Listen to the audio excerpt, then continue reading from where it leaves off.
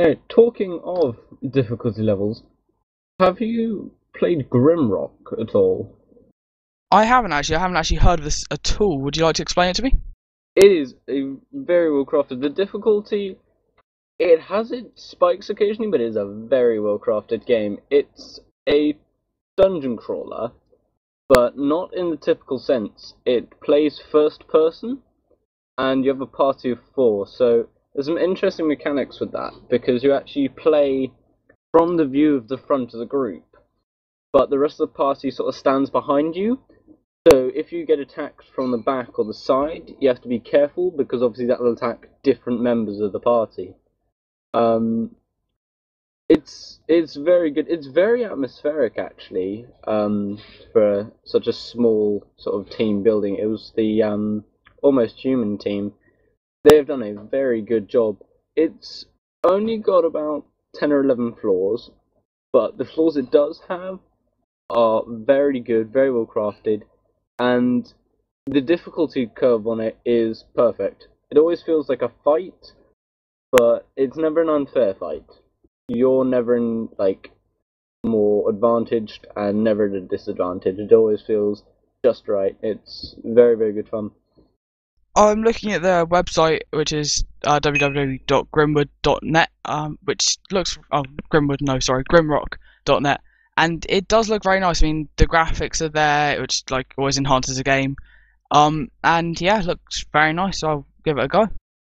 Yeah, it's downloadable on Steam, I think. It's as you said, the graphics make it very atmospheric. So yeah, it's very enjoyable in Dungeon Crawler, having sort of the atmosphere and got a change of pace from sort of mostly the sort of FPSs and arcade type things we seem to be coming out with at the moment. I know that we're going to be saving MMOs for the next time, but I know we both enjoyed these. And really, I mean, at the moment it's a struggle to find a good FPS. Well, I know you like Quake Live and stuff, but I'm still saying I haven't looked at that yet properly, which I will do at some point. But I need a good list of FPSs if anyone would like to suggest any. Yeah, I mean, Tribes Ascending Quake are a good pair of games, but I don't know. There seems to be a lot coming out, but not that much sort of golden material, as I would call it. One thing I would like to point out is the Legend of Grimrock on Steam is cheaper than it's on its own website. That's Steam for you. Way to go, guys! um, Yeah, Steam actually has some really good sales. There's been some interesting things coming out on Steam actually recently. Let me just pull up my trusty list.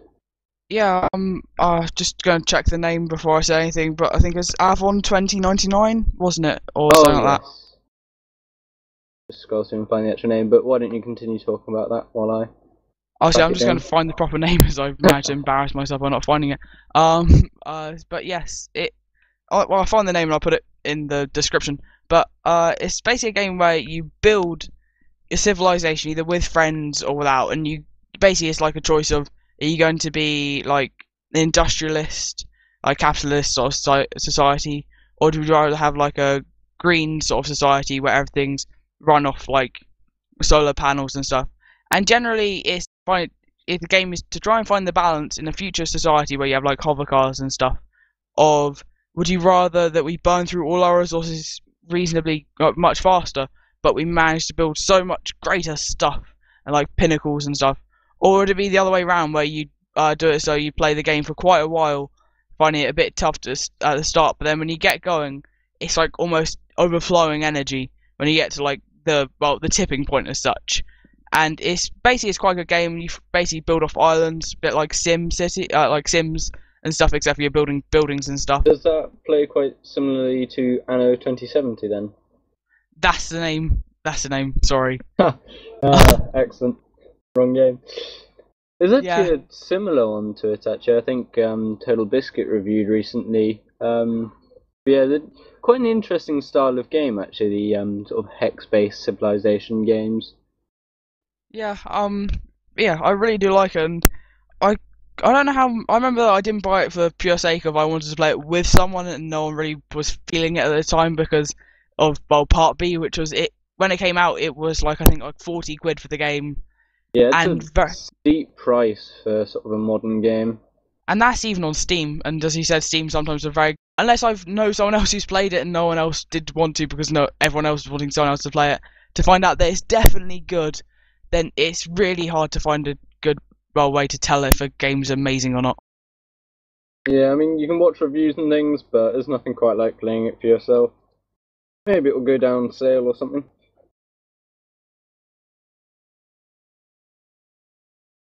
That's exactly what I'm checking at the moment, and it is $34.99. Ooh, good game, but yikes, that price tag. That was released 5 months ago.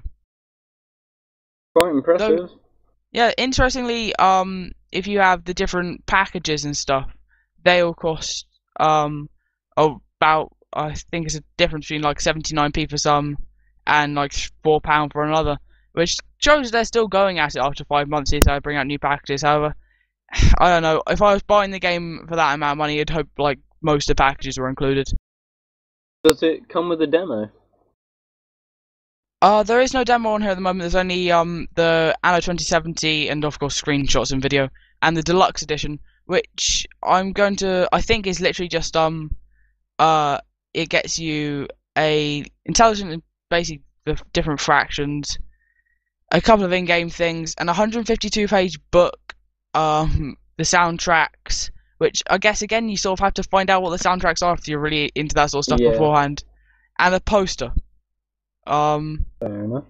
Which, to be honest, I'm actually, if you want to Google Images, dragged into Fireworks or something, you could just print out the poster for free, bar printing money. Yeah. But yeah, it doesn't really seem that great. A bit of in-game stuff. Something that I will say is a lot of games are actually coming out nowadays without demos, and a lot of people don't realize how badly that hurts your sales. A demo is really important for getting people interested.